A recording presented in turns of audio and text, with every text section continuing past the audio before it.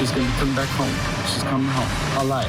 Whoever has her, I know she's close. She has to be close. Right now, we believe Nancy is still out there. Your second demand was for next Monday. We beg you now to return our mother to us so that we can celebrate with her. This is very valuable to us, and we will pay. $6 million and just hours to pay. The ransom clock is ticking in the search for Nancy Guthrie. So are these threats real? And what happens if the clock runs out? Plus, caught on camera, investigators seen searching a septic tank near Nancy Guthrie's home. So what exactly are they looking for? Also, police at Annie Guthrie's home. She and her husband are the last two people to see Nancy alive.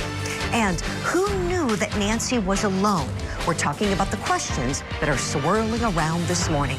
We have team coverage for you. Court TV's Cody Thomas is in Tucson, Arizona, and joining us live, a panel of seasoned investigators ready to tackle the burning question of what happened to Nancy Guthrie. It's all coming up next for you right here on Opening Statement.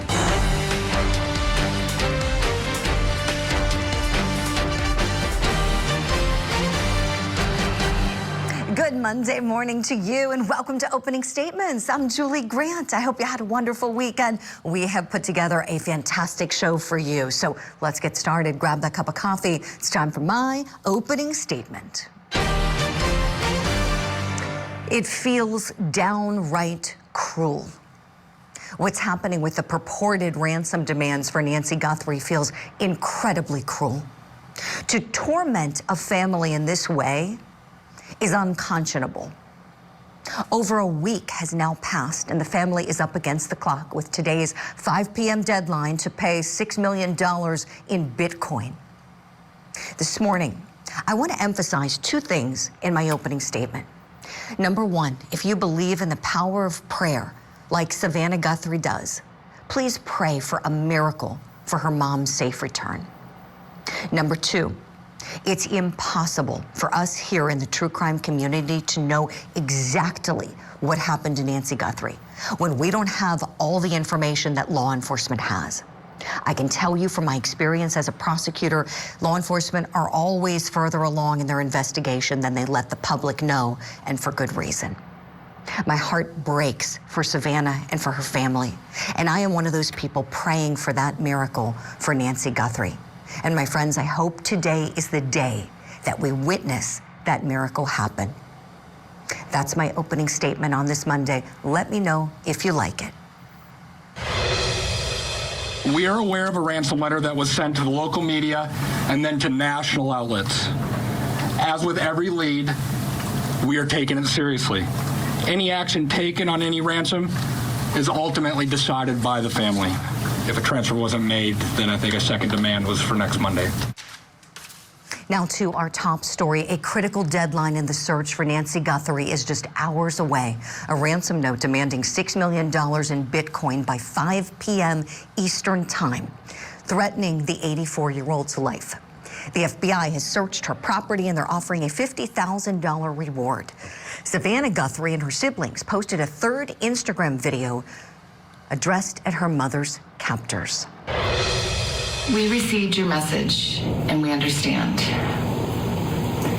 We beg you now to return our mother to us so that we can celebrate with her. This is the only way we will have peace. This is very valuable to us, and we will pay. No suspects have been identified yet. Police aren't saying if ransom money is the motive. What do you think?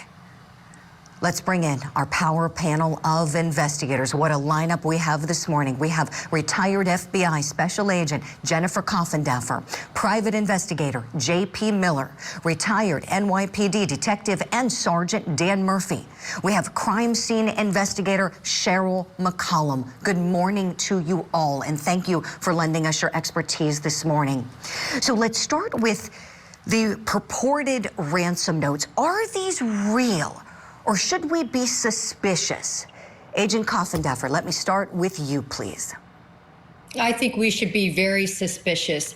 They didn't come in timely. They came in 3 days late. They went to media outlets instead of the family. There was no way to contact the individuals. This just clearly tells me their goal was not money. If it was, they would have made it easier, and they would have preyed upon those moments right after she was kidnapped to ask for ransom and make it easy to receive a payment. Yes.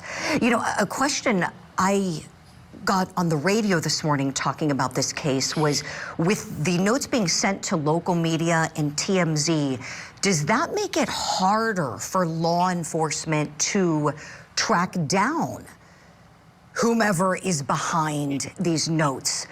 Detective Sergeant Murphy, what do you say to that, please? Absolutely.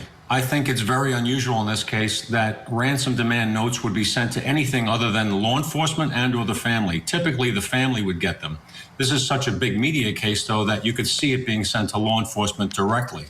However, being sent to media outlets is really unusual. I've never seen this before, and you never know exactly how many people touched it. If it's a physical note, I don't think it is. It's electronic. There is a trail electronically that can be followed, but this is a most unusual case in that this is playing out so publicly, and the kidnappers intentionally want it to be played out publicly. Going to the motivation behind this, Cheryl, let me go to you. Your thoughts on what may be motivating whatever crime or crimes we're looking at here? To me, it's torture. This has never been about money.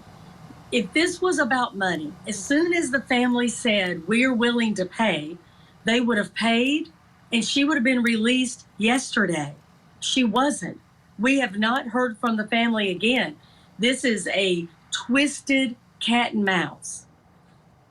Yeah, good way to say it. Let's take a look back at that first video from Savannah Guthrie. Very different tone than the most recent one, posted just a couple days ago. We too have heard the reports about a ransom letter in the media. As a family, we are doing everything that we can. We are ready to talk. However, we live in a world where voices and images are easily manipulated. We need to know, without a doubt, that she is alive and that you have her. We want to hear from you, and we are ready to listen. JP Miller, I want to talk to you about proof of life here. We in the public have no idea if proof of life has been given to the Guthrie family. What are your thoughts on that? Well, I think what we just saw in this most recent video, there probably has been some communication. We don't know to the extent how much, but it has been shown that they're willing to pay. And usually that's one of the first steps, is verifying life. So for them to be at that stage in the investigation and in their releases, I do believe there has been some type of documentation, whether that's been through communication or video, that they're having to authenticate. Yes, JP. Jen Coffinduffer, let me go to you, please. With Bitcoin being the means of the payment, a Bitcoin wallet, cryptocurrency, not cash. Presumably this is because whomever's doing this doesn't want it tracked. I have no idea. You tell me. I would think the FBI would have technologies in this day and age to track things down when you have crimes being carried out and money demanded by that method. Would you give us some insights, please? Yes, Julie, Bitcoin can be tracked. And in fact, some would say it can be tracked even easier than money because it involves these transfers. This is the issue, though. Once it's tracked, it's going to be gone. So it's not a matter of tracking, I don't believe. It's more a matter of losing the money. It'll arrive and then it will be gone and then it will become untraceable. And that's the big issue at hand here, giving money to somebody who I believe has given no proof of life. According to KOLD that received these this last letter, no proof of life. And that's, I think, something that, sickens us all when we think about what may have happened to Nancy Guthrie here. Dan Murphy, back to you. We talked last week about the possibility of this being a homicide case. What are your thoughts on that this morning? The initial response to the house revealed blood. I don't know exactly how much, but it was blood. As soon as you see that, that's a crime scene. This is an 84-year-old woman in frail health, actually not in bad health, but under quite a bit of medication, as many people at her age are, for day-to-day survival.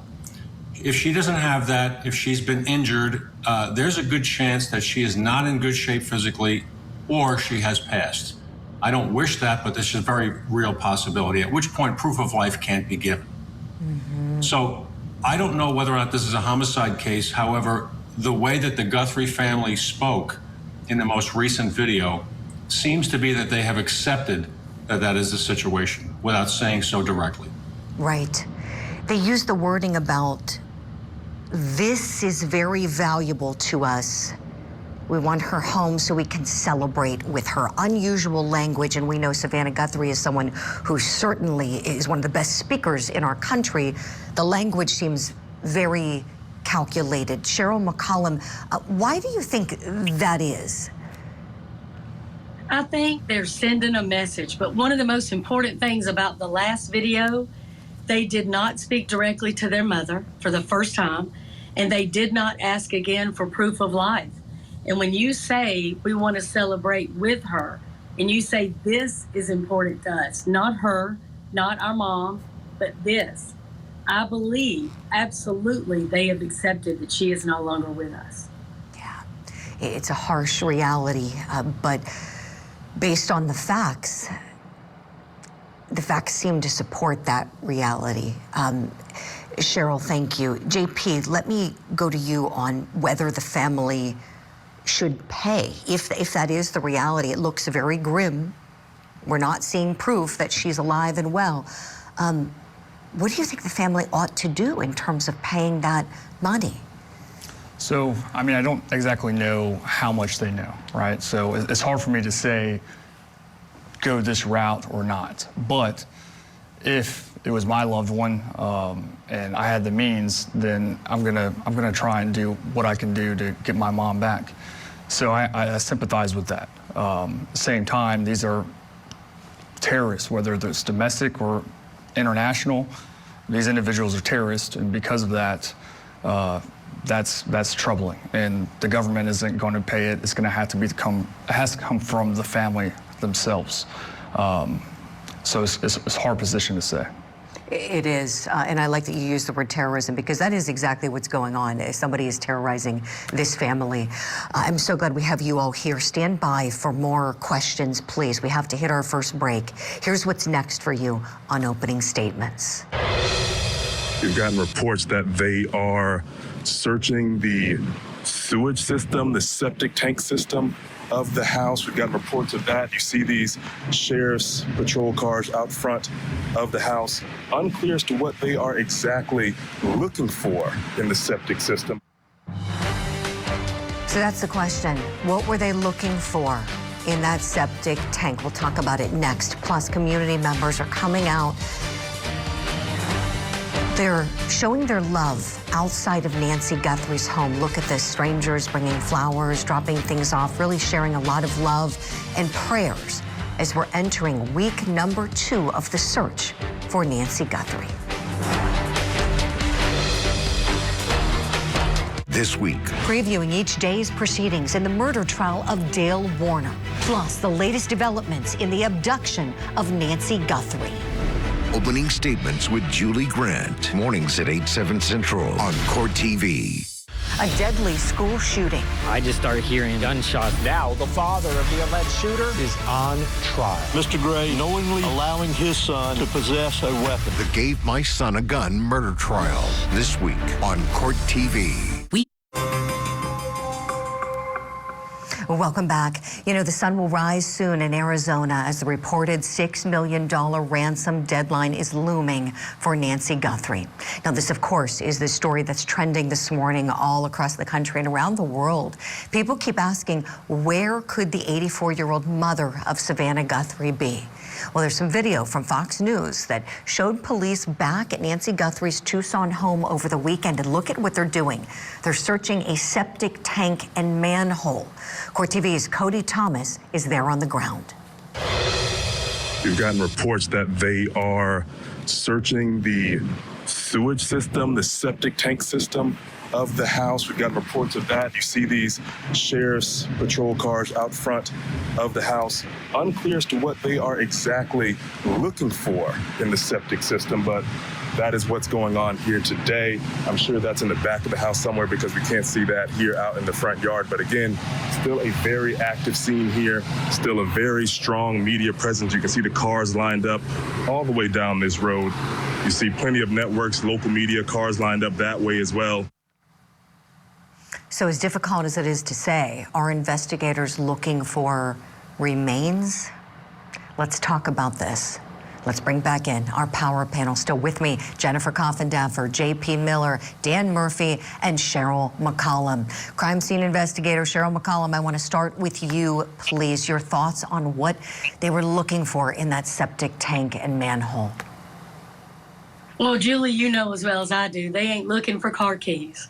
They're looking for a body. And they should have, in my opinion, already searched that area. But the fact that we see them doing it now, after the family has agreed to pay, that's extremely challenging to me. Right, Cheryl. Let's play that video one more time for everyone to take a look at. Fox News, again, is who filmed this. There they are. This was yesterday afternoon. Oh, it's a grim reality. Jennifer Coffindaffer, I want to go to you. Your thoughts on the return to the property and where they returned yesterday. Well, a couple of things with this septic tank. Having a septic tank, I am perplexed as to why they didn't pump this tank. Obviously, they were searching for a body. They were using that pole to sort of poke and see if anything was down there. But why not pump this out? Because not only could a body be dumped there, but also indicia of the crime. Other evidence could have been put in there. And the other thing I would do is search the neighboring septic tanks as well. I also have this big question because we looked, and definitely Annie and Tommaso have a septic tank. Was that searched? I didn't see any media coverage showing that that was searched. So that's a little perplexing considering they went back to the house and conducted that 3-hour search the other night. Right. So that's a really good point, Jen. J.P. Miller, let me go to you. Dovetailing off of that point, might that be where we see them go today? I would definitely hope so. This should have already been done in the early onset of the investigation. They brought the canine dogs out, searching the different properties, the property itself, into the desert as well. Why wasn't an underground checked? Why wasn't the septic tanks checked? Why wasn't a manhole checked? Not even just for a body, but like the other said, for other evidence. I've worked several cases where individuals have disposed of evidence, maybe not directly at the location, but in miles away. Right. Detective Sergeant Murphy, going back to how quickly this crime scene was released, I'm curious, did you have a problem with how fast they left and released it and returned back multiple times? Absolutely. In a case like this, a very high-profile abduction with blood, you do not release that crime scene with a victim still out there. They didn't know what they were going to be looking for. They thought they did. They did an initial sweep. They probably did a fairly thorough sweep of the crime scene. But nonetheless, you board it up, you seal it, you guard it, because you may have to go back in. And what they have done effectively at this point is they've said that any evidence that has been recovered on subsequent searches is easily challenged in court because of the integrity of the scene. Many people have been through there. This was not an advisable move, and it's not the kind of move you make in a high-profile case like this. I would have never allowed anyone back in that scene until we had reason to be back in there. You do not release a scene in a case like this. Yes, Sergeant, thank you for that. Jennifer Coffindeffer, let me go back to you, please, with our overarching question this morning. Are investigators looking for Nancy Guthrie alive, or are they possibly looking to recover her remains? Your thoughts on that question? Sadly and tragically, they're looking to recover her remains. I don't think, particularly in regard to the last plea by the family, I think that made it very clear. Remember, there was a deadline that passed. What was in the balance? That 5 o'clock Thursday deadline. I think that was the deadline that said, listen, if we don't receive the money, then there's going to be harm to her, because then we see the next note and then we see the next plea that seemed to me to be a plea for her to be returned for burial. That's how I took that plea from the family, that they were willing to pay for that sort of piece. Right. Cheryl McCollum, I want to go to you next, please, with whomever's sending these purported ransom notes, choosing two local Tucson TV stations, KOLD and KGUN, which, by the way, is owned by Scripps, which owns Court TV. That's our parent company, and TMZ. What does the selection of those particular outlets say to you, Cheryl? Again, it tells me it's not about money. If it was about getting in touch with Savannah Guthrie and getting a ransom paid, they would have gone to the Today Show or NBC. They didn't do that. And now they've gone from TMZ to a smaller outlet, very local. This, to me, again, is just torture. This isn't about returning somebody alive. This is about how long can I play with this family and just twist them into this grief that is unimaginable. And we're all watching it. I think we all agree what we're seeing. The family is no longer asking for proof of life. They're asking to pay to get her remains back. And y'all, that hadn't happened either. Right, Cheryl. JP, let me ask you this. Does the fact that these are two local outlets mean anything to you as an investigator? And by that, might it hint that whomever's behind this is a person who lives in that local area? Definitely could be. The aspect is, a lot of this could be to throw law enforcement off. It could be sent as a message to create copycats, so to speak, so it leads law enforcement into different targets, while subliminal messages that we don't even know could be relayed and proven as the real legitimate note, if there is one, if any of them are legit. There could be that way of communication, so law enforcement is going to chase every lead. This is a super high-profile case. So when you're running down all these different leads, you're taking away law enforcement resources, which could hinder the actual location and law enforcement narrowing down on who is exactly responsible. Right. We'll leave it there for now. We're going to continue our discussion. Agent Coffindeffer, we have to let you go. Thank you so much for your insights and expertise. Friends at home, don't go anywhere except maybe to get a little more coffee. We're going to continue asking our expert guests lots of questions about this investigation. Here's what's still to come on Opening Statements. It's very shocking, and very shocking. Our Tucson is a beautiful, nice, calm city, and for something like this to happen, it's going to shakes us at the root of our family, of our Tucson here. It's horrible. Tucson residents talking with Court TV about what has happened to Nancy Guthrie, and who might have known that Nancy would be alone that night. No suspects have been identified, but we're wondering, was this something personal?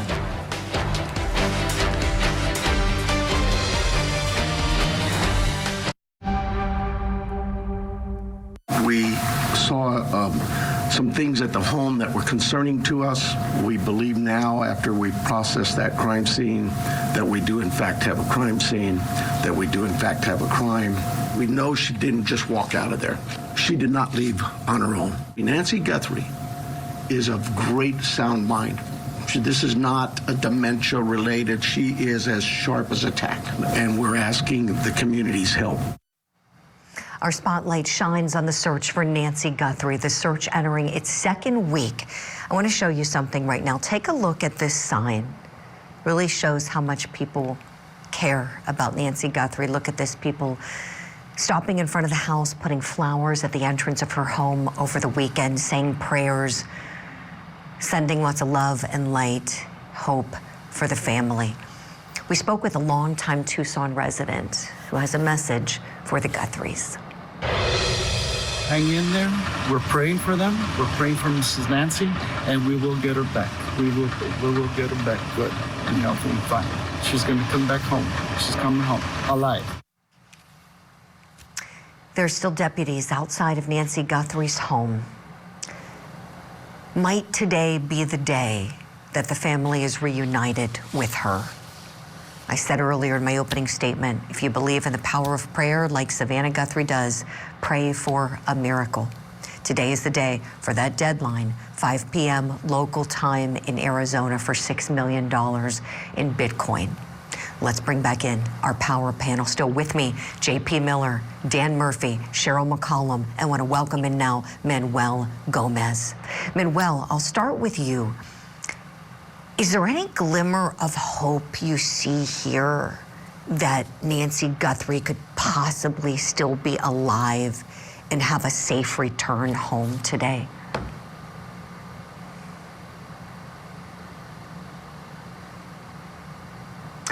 And Manuel, we're having trouble hearing you. I'm going to have our audio team check everything. If you could check on your end, make sure you're not muted. J.P. Miller, let me ask you the same question while we check Manuel's audio. What do you think? Is there a chance she could come home alive today? So, I don't think it's impossible.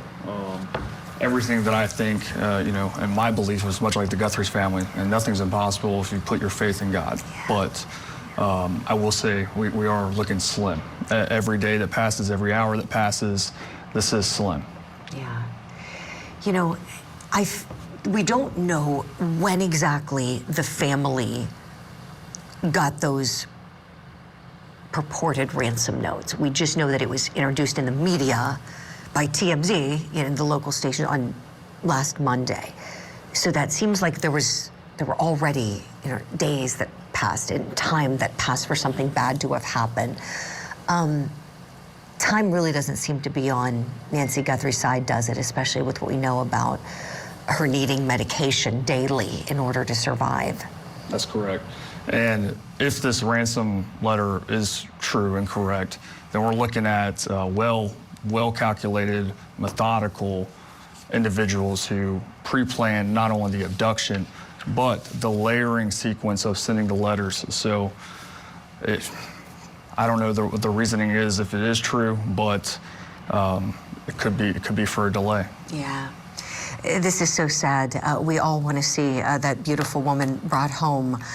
84 years old, living her best life, kids, grandkids, happy, positive, and then to be taken in the middle of the night. I can't imagine how jarring that would be, and just that event alone. Cheryl McCollum, let me go to you on this, please. Just the idea of an 84-year-old being taken in, I would just think something that traumatic. I don't know how she could survive something like that. Nancy, we already know that she's got health problems.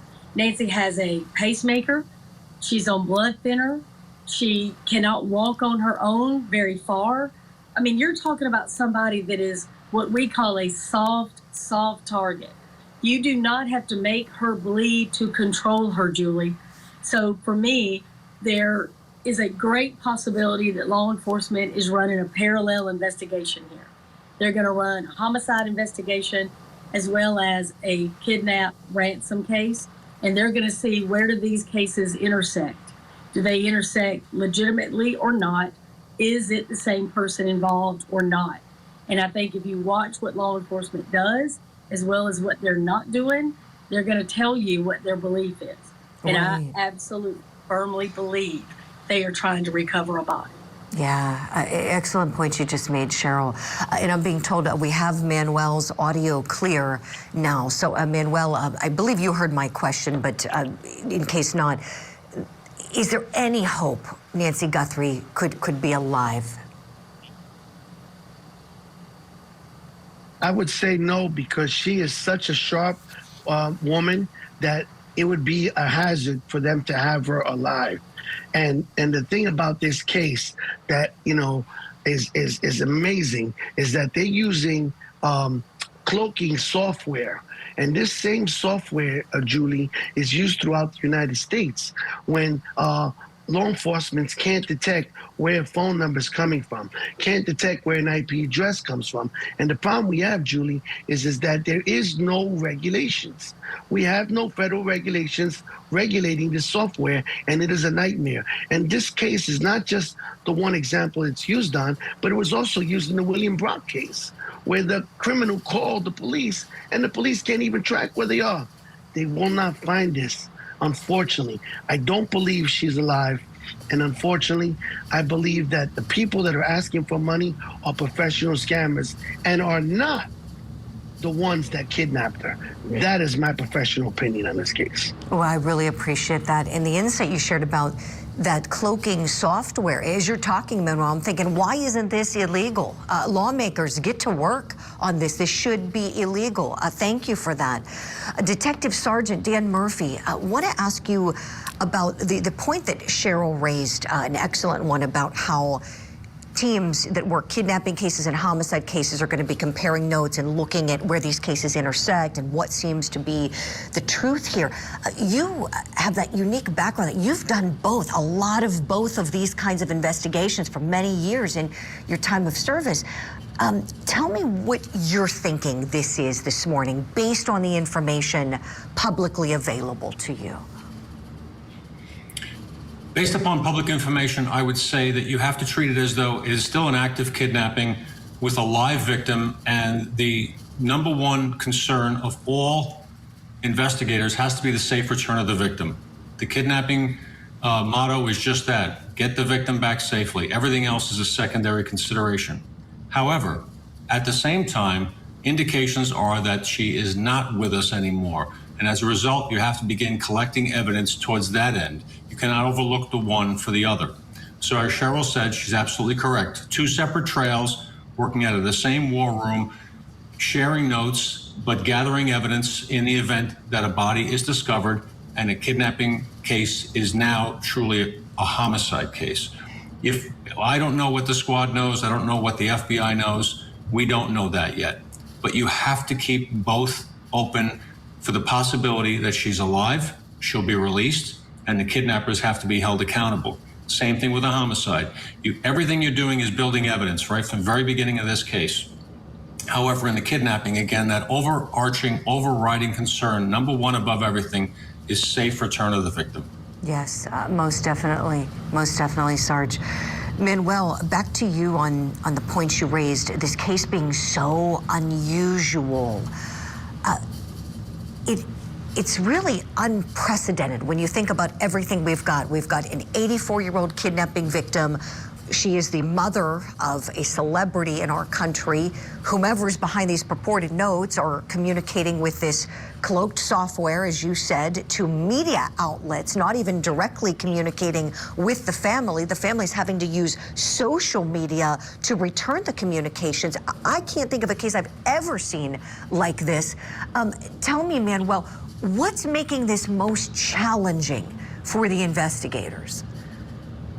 Well, again, what makes it most challenging is, like I said, they're using technologies that the police department currently, and this is not just NYPD, FBI, U.S. Marshals, it's nationwide problem, do not have the technology to circumvent this cloaking software. And it's also with Bitcoin, okay? That's why I'm telling this family, do not pay this ransom unless you get proof of life. These are professional scammers. I don't believe they're the ones that did the kidnapping. I believe this kidnapping was done by a grudgeful family member or person that knew the family and that had a grudge. That's what I believe. But again, this technology needs to be regulated, and they are brilliant to go to TMZ because they know they're not monitoring, and it makes it more difficult for law enforcement. And they're brilliant to use Bitcoin because once that money's deposited, Julie, you can collect it in Colombia, you can collect it in Spain, you can collect it in Florida. There is no way to trace it. We need to have regulations, and I hope at the end of this case that it becomes the Guthrie Act, and that is regulations to stop this technology. Yes, Manuel, I have chills with what you just said, the Guthrie Act. I could see it happening now. Thank you for that. The points you just raised about, was this done by someone close to Nancy Guthrie? That's what we're going to talk about next with our incredible power panel. Stay with us here on Opening Statements. Here's what's coming up. 5:32 p.m., Nancy travels to her local family's home for dinner and playing games with the family, just visiting. At 9:48 p.m., which is very consistent to what we were told by the family, that Nancy was dropped off at home. Was Nancy Guthrie targeted by someone who knows her? We'll talk about the key evidence that could be crucial to cracking the case.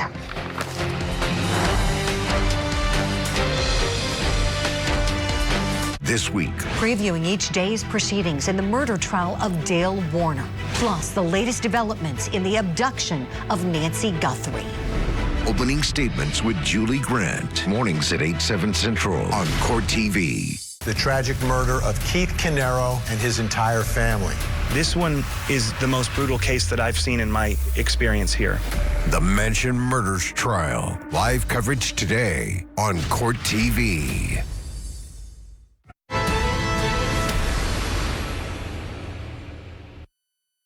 At this time, we have not identified a suspect or a person of interest in this case.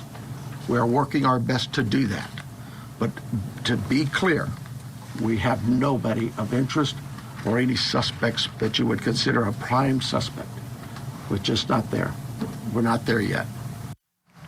Pima County Sheriff saying there are no suspects in the disappearance of Nancy Guthrie, but we're wondering, could it be someone that she knew who wanted to do her harm? So here's what we know so far. There was no forced entry. At least investigators won't confirm if there was any, so we don't know. Cameras were avoided, we know that. Investigators have been at daughter Annie Guthrie's home almost as much as they've been at Nancy's. Last week, the sheriff laid out an updated timeline for us. Some key points. Saturday, January 31st, garage door at Nancy's home closes. Early the next morning, 1:47 a.m., doorbell disconnects. 2:12 a.m., the camera software detects a person and movement, but because there was no subscription, we don't know who that person is. The footage rather not saved. 2:28 a.m., Nancy's pacemaker app disconnects from her phone. We're asking the question now, who should be the focus of the investigators? Should it be someone in Nancy Guthrie's world?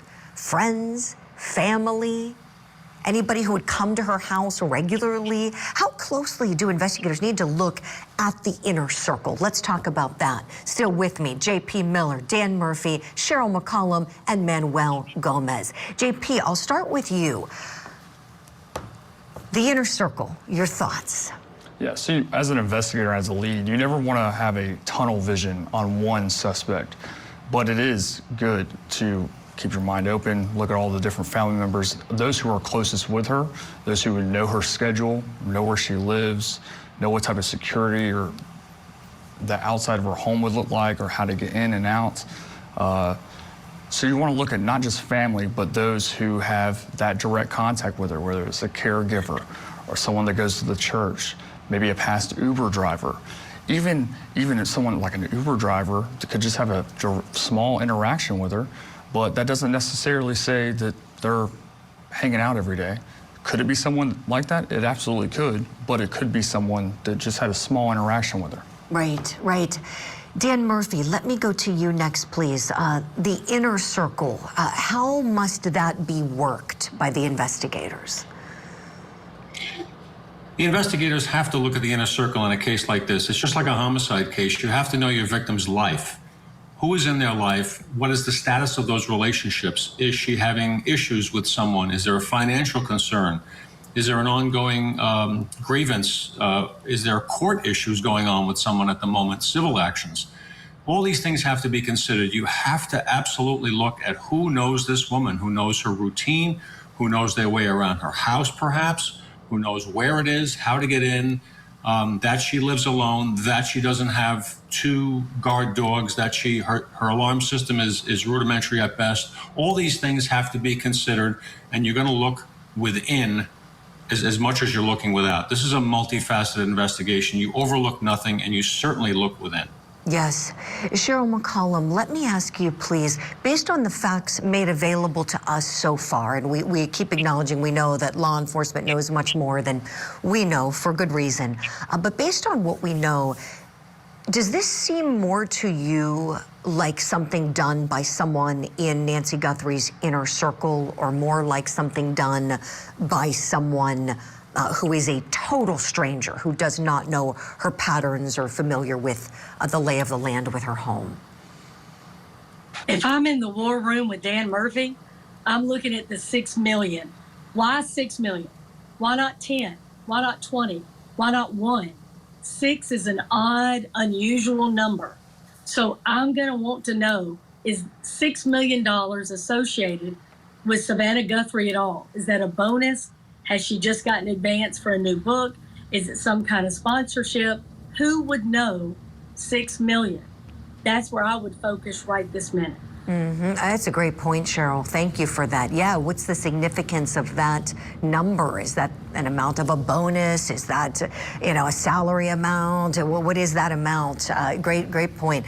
Manuel, let me go to you on something. Back to the point JP talked about, how you have to look at everyone, even the Uber driver, who we know was questioned and not considered a suspect. But we know that Nancy Guthrie took an Uber to her daughter Annie's home that evening that she and Annie and Annie's husband Tommaso all went to dinner. I have to say, I felt a little bad when I heard this 84-year-old woman took an Uber to the house right down the road and nobody picked her up, but that's beside the point. But could it be a clue? Manuel, what do you think about the Ubering and all that? How much do you look into that that night before the disappearance? Well, I agree 100% with JP. You can't limit your vision on who you're going to look at. The digital footprint is key right now in this case. And that's going to show if any arguments, any interactions with that Uber or the family member. What I highly suspect is that this was a family member, because that door does not show damage to the front entrance. Neither does it show it to the back. They knew where the cameras were. And something else to show that the people that are making the ransom note are not the individuals. They waited 3 days. And remember, Julie, multiple people sent multiple ransoms. Okay, we've narrowed it down to this one person that's doing it. But the problem is, it seems to be a professional scammer, and they know what they're doing. They've done this before, and like I said in the past, they did the same thing in the William Brock case, and this is a national problem. And yes, I do believe that this was somebody close to the family that did this. Yeah, no, I really appreciate the insights. Who knows? This is such a sad, upsetting case that I think has ignited and reignited fears, I think, for everyone about home safety and what can happen to anyone in our country, no matter who you are, no matter what kind of prominent position you hold or how much money you make.